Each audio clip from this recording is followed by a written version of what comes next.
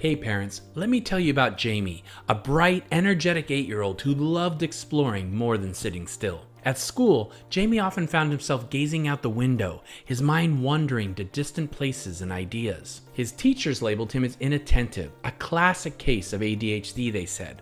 But there's more to Jamie's story. At home, Jamie was different, engaged, responsive, and curious. This contrast puzzled his parents. Was it really ADHD, or was something else influencing Jamie's ability to focus? Jamie's story might sound familiar to many of us. It brings us to a critical question. Are we too quick to label children with ADHD when their behavior might be influenced by a host of other factors? Today, we're going to dive deep into this question. We'll explore how attachment issues, environmental changes, and even nutritional factors can mimic or contribute to what seem like ADHD symptoms. This journey will take us far beyond the conventional understanding of attentional issues in kids. We'll look at how a child's emotional world, their developing brain, and their daily interactions play a pivotal role in their ability to focus and engage. By the end of this video, you'll have a broader perspective on ADHD and a better understanding of what might be really happening when a child, like Jamie, struggles with attention. My name is Todd Sarner. I'm a psychotherapist, a parenting coach, and most importantly, a parent myself. My mission is to help you have the family life that you've always wanted and to raise children who thrive. Understanding attachment and its role in attention. What if I told you that your child's scattered attention might have more to do with their heart than their brain? Believe it or not, your child's seemingly distracted behavior could be a cry for emotional connection, not a sign of ADHD.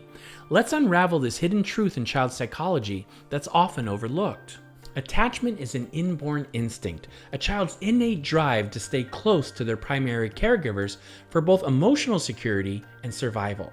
This bond is crucial for a child's development. When this attachment drive is being satisfied, children often feel secure and are better able to concentrate and engage with the world around them. However, when this attachment drive is frustrated, maybe because the child is experiencing some emotional or physical separation that's more than they can handle right now, children can move into what's known as defensive detachment. This is a coping mechanism where they numb out their senses and emotions to handle the distress of that separation. It's like an emotional shield, but it comes at a cost, often leading to what appears as emotional deficits. These attentional deficits might look like ADHD on the surface. The child seems not to care, or they're unable to focus. But the root issue is emotional, not neurological. They're protecting themselves from the pain of unmet attachment needs. Understanding this link between attachment and attention gives us a new lens to view certain behaviors often labeled as ADHD. But this is just one piece of the puzzle. Let's explore further how other factors, especially environmental and relational influences, play a role in what we often mistake for ADHD symptoms. Environmental and relational factors and attention issues. Let's consider two children this time, Alex and Mia. Alex is a vibrant 7-year-old. He thrives in the nurturing environment of his home, engaging in creative play and showing keen concentration in his favorite activities. Yet in the structured and bustling environment of his classroom, Alex seems like a different child, restless, easily distracted, and struggling to stay on task. Contrast this with Mia, a 6-year-old who appears unfocused and disinterested at home, often daydreaming and unresponsive to her parents' directions. But at school, Mia is attentive, responsive, and actively participates in her lessons. These contrasting scenarios in Alex and Mia's lives prompt us to ask the question, how much of their ability to focus is shaped by the environments and the relationships that they encounter daily? Every child like Alex and Mia interacts uniquely with their surroundings. A noisy, crowded classroom or relational issues at home can disrupt a child's focus. Environmental stressors, often unnoticed by adults, can significantly impact a child's behavior and concentration. And then there are the relationships, the warm, encouraging teacher who brings out Mia's best versus the critical or distant one that might cause Alex to retreat inwardly. It's not always about the physical space, but the emotional and relational climate that either supports or hinders a child's ability to focus. These examples underscore the importance of a contextual lens and understanding attention issues. A diagnosis of ADHD should always consider how a child behaves in different settings, revealing whether their attentional struggles are consistent or context dependent.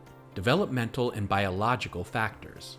What if the key to understanding your child's focus challenges lies not in a medical diagnosis, but in the natural development of their brain? How does this development impact their attention, and why does it matter? In children, particularly those under the age of 7, the prefrontal cortex, the brain area responsible for attention and self-control, is still maturing. This developmental stage means that their capacity to focus, to manage impulses, and to execute complex tasks is still evolving. Behavior that might be quickly labeled as ADHD in a school setting could in many cases just be a normal part of their brain's growth and development. Recognizing this can help us respond more appropriately to their needs. And the developmental journey doesn't stop in early childhood. Teenagers can also undergo significant brain changes that can affect their behavior and attention.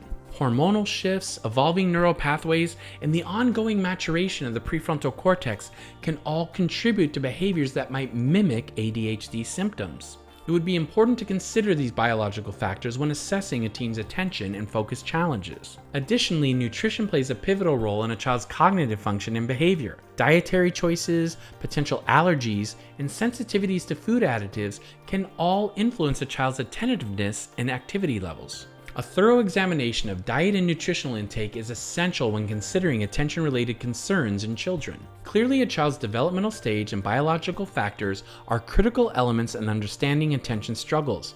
Keeping these in mind, let's now turn to some practical strategies. We'll discuss how to discern these influences in your child's behavior and the proactive steps you can take as a parent to provide the right support, ensuring a nurturing and understanding environment for their growth. But before we get to these practical tips and action steps, I hope you'll consider liking this video if you're finding it helpful.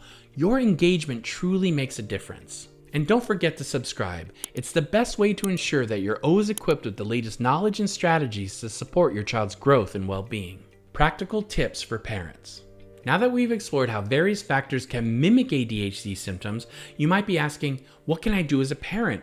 How can I best support my child and address their attention struggles effectively? Let's dive into some practical strategies and approaches that can make a real difference in your child's life. First, become an observer. Notice patterns in your child's behavior across different settings. Does their ability to focus vary between home, school, and other activities? This insight can help you pinpoint whether the attentional struggles are situational or consistent, guiding you towards the right approach. Create an environment that fosters concentration and calm. This includes setting up a routine, reducing sensory overload, and ensuring they have spaces where they feel secure and undistracted. And remember, a supportive environment is not just physical, but also emotional. Focus on meeting your child's needs and noticing if there's any relationships or dynamics in their lives that might be causing them to numb out to protect themselves. And don't overlook the role of diet and nutrition. Observe if certain foods affect your child's attention and behavior. Consulting with a healthcare provider or a nutritionist can provide valuable insights, especially if you suspect food allergies or sensitivities. Work collaboratively with educators and seek professional guidance if needed. Teachers can provide valuable observations from the school setting, and healthcare professionals can help rule out or confirm medical conditions like ADHD. Above all, approach your child with empathy and patience. Understanding their behavior as part of their development, not necessarily a problem to be fixed, can change how you respond to them and enhance your relationship. While navigating your child's attention struggles might seem daunting at times, you're now equipped with strategies and a deeper understanding so you can be well on your way to providing the support and guidance that your child needs. Making informed choices regarding attention issues in children. What if the key to addressing your child's attention struggles lies in a combination of understanding, observation, and informed choices rather than jumping straight to a diagnosis? With a multitude of factors that can influence children's attention and behavior, making informed choices becomes critical. It's about understanding the whole spectrum of possibilities that could be affecting your child. A comprehensive evaluation is more than just a clinical diagnosis. It's an understanding of your child's behavior in different contexts. It's about observing how they interact in varied environments and considering whether certain patterns emerge consistently or are situation specific. Look at your child's development holistically. This includes not only their behavioral patterns, but emotional and social development, learning styles, and even physical health and nutrition.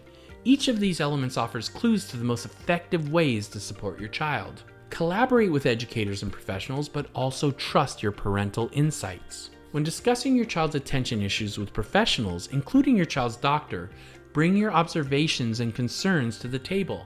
This collaboration ensures a more tailored approach to your child's needs. And again, in your parenting journey, empathy and understanding are your greatest tools.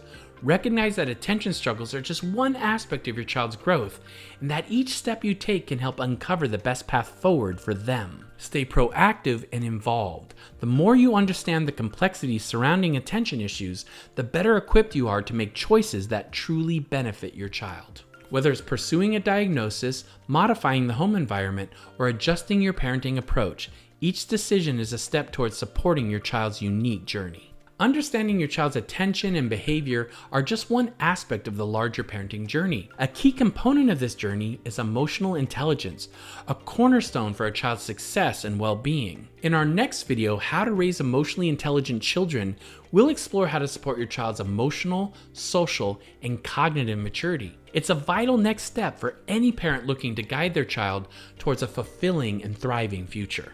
We'll provide you with insights and strategies to help your child grow into a well-rounded and emotionally intelligent individual. Thank you for being here. I look forward to seeing you in that next video and beyond.